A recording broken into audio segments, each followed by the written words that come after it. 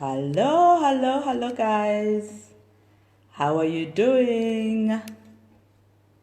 I am just gonna test my sound because I'm using earphones. So, guys, I'm just greeting. It's been a minute. It's been a minute in this cold weather. We are working from home today. So, if you are live, do say hi. I'm waiting for one of my favorite coaches to come through.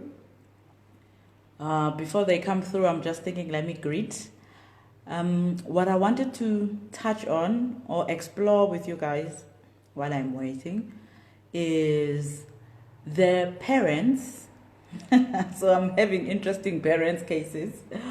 The parents that have stayed together, meaning they are married, about 20 years, 30 years celebration, however, have been mostly toxic to each other and of course to us as children, and now as adults, because of that, not dealing with things that have happened. So what could have happened in the past? Potentially physical abuse, potentially cheating, potentially children out of wedlock. So the mother would have been the one absorbing whatever the father was doing, and in that absorbing, so I want you to explore this. If you are a person going through this with your parents or going through this with your mom, I want you to explore and really ask yourself and ask her, because normally when they go through the episodes, what do? They then bring you in. You now must hear what the other parent is doing. You are now the mediator. You are now the lawyer, because now you're an adult. So they are trying to buy your sympathy so that you are either taking their side or you are the one who is calling out the other parent. So I wanted to ask them and say, if this is making you so unhappy, if this is making you so miserable, why do you keep taking it? Why do you keep tolerating it? Why do you keep allowing it to happen? Because this goes through cycles of, yay, we are extremely happy, and to cycles of misery, and we are killing each other moments. So when you find yourself in the middle, and now potentially bias, because whoever is telling you the story wants you to take their side, really ask yourself, why are they allowing themselves to be in a situation where they are not solving it? So what are you doing to solve it? What are you doing to really, really find ways to coexist peacefully without you guys making your issues our issues as children? Because they will normally say, no, you're an adult now. You can actually have a voice. And it becomes a confusing thing because you're an adult when they want you to be an adult, and you're a child when they want you to be the child. Also financially. You're a financial adult, but by age, you're a child. That is what we found ourselves in. So I'm talking about a dynamic where these people are both alive, but they are continuing their toxicity, so that we can get to a point where we call them out and truly find a ground where people are willing to do the work to help each other. Because you'll find the other one threatening with death. Oh, I'm going to die. Oh, this is going to kill me. So they are using it to get some form of reaction. So it is important to listen when people are saying those kind of things and to really say, hey, let's stop it here. Either you're getting help or you're moving yourself from the situation or whatever the case is, but I'm no longer going to participate because this is continuing, because I'm participating and listening to you and allowing you to poison my mind, because there is no way you are going to listen to one parent complaining about the other one without your mind being poisoned to some level, or without your mind being poisoned to some relationship dynamic.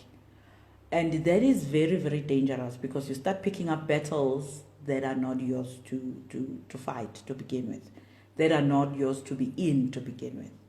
So that is the question I'm posing this morning, to say, guys, if you are finding yourself in the middle of two parents that are toxic with each other, what is your contribution to them finding a solution? Or are you part of the drama? Are you part of the battle? And what can you do to really help these adults who really don't know that actually we need to go to counseling, actually there is therapy, actually there is coaching, to process their pain that they've put each other through over these years that we celebrate as success. Because if these years that we are celebrating as success have so much pain in them, is it really the success that we are wanting to celebrate? Or are we just happy to say, hey, people are together, but they're actually killing each other within? So do the best you can to assist there. So that's what I wanted to say. Hey guys, please, we are the generation that is here to deal with the stuff that other people were not equipped to deal with. Other people have been through, other people have gone through, that we can truly be the solution. We can truly be the solution. Hey friends, I'm seeing, hey Hailey, I'm seeing a few friends. So yeah, so that is it. What is the toxicity that we keep on tolerating? And what can we do to help our parents to be able to deal with that toxicity? And what is our part in that toxicity?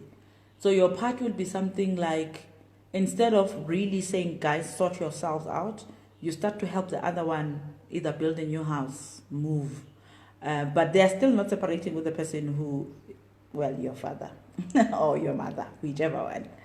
But you then become, I'm going to call it an enabler, by helping them find a solution that works for them, but they still go back. So it's a continuous back and forth. It's a continuous back and forth. But we are not sitting down as a family and dealing with it. 2, you also don't sit and say, guys, your behavior is making me feel this. Your behavior has had this impact on me, on us as the siblings. Sort yourselves out. Calling a spade. Because with parents who know we are adult enough to deal with their drama, they should also allow us to be adult enough to tell them the truth. And only the truth shall set us free, you know?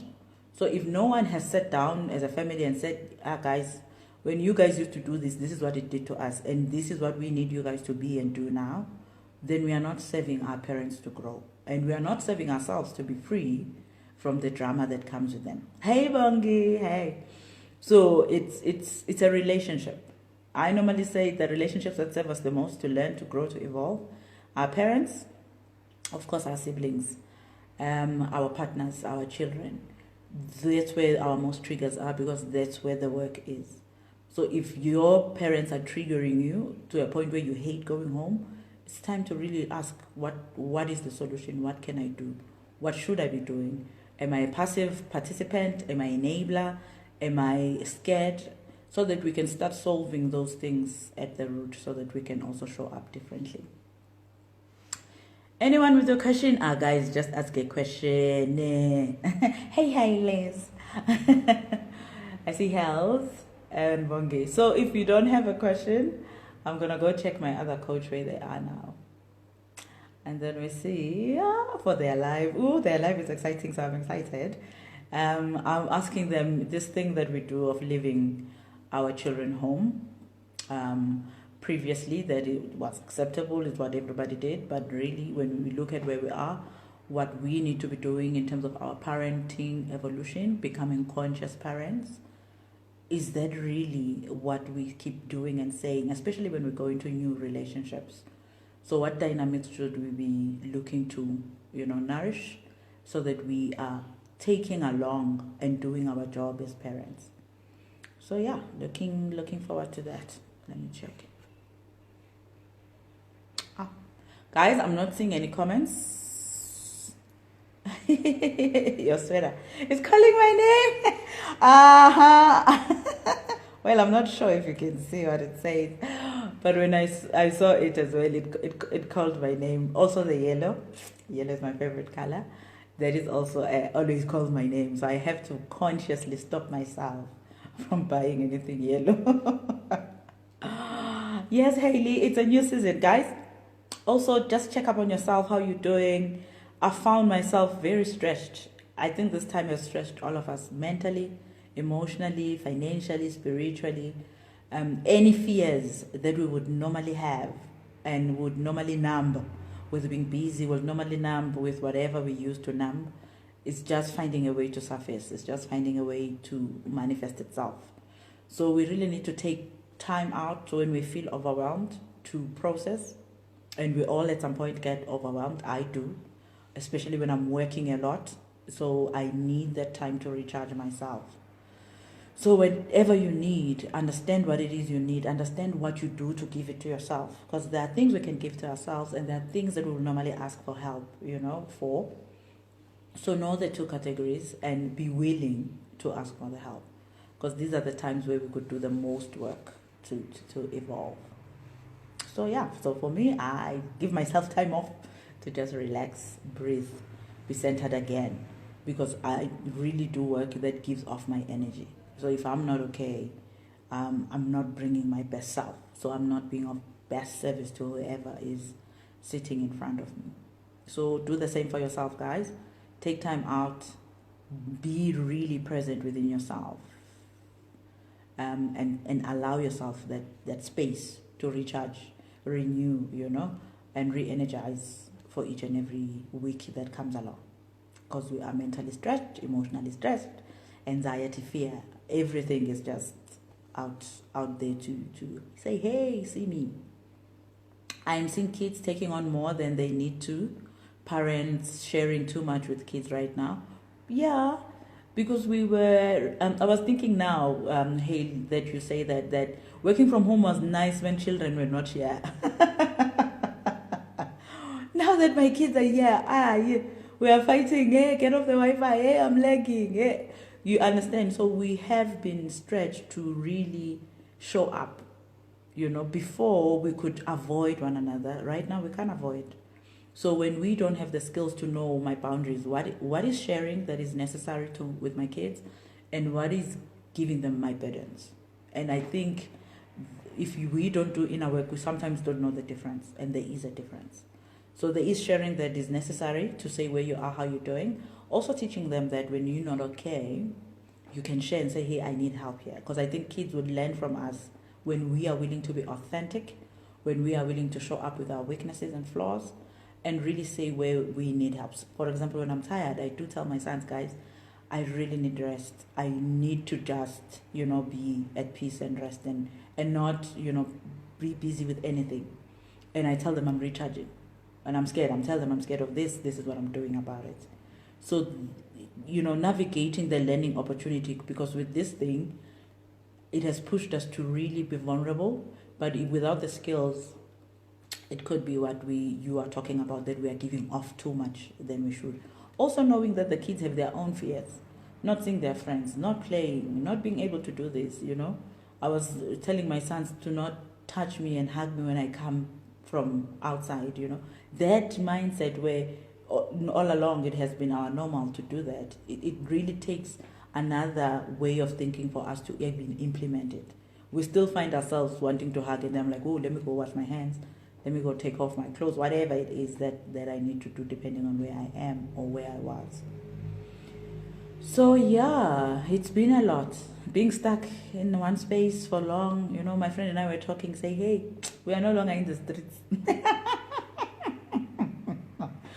We are no longer running around the streets. You go home. Home is boring. And I go, I miss you. I love company. I love my friends. I love being out. Now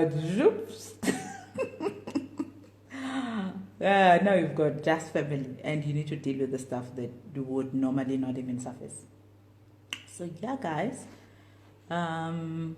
that's it. Thank you, Hels, thank you, Bongi, for being with me. Enjoy the rest of your afternoon. Take care. Bye.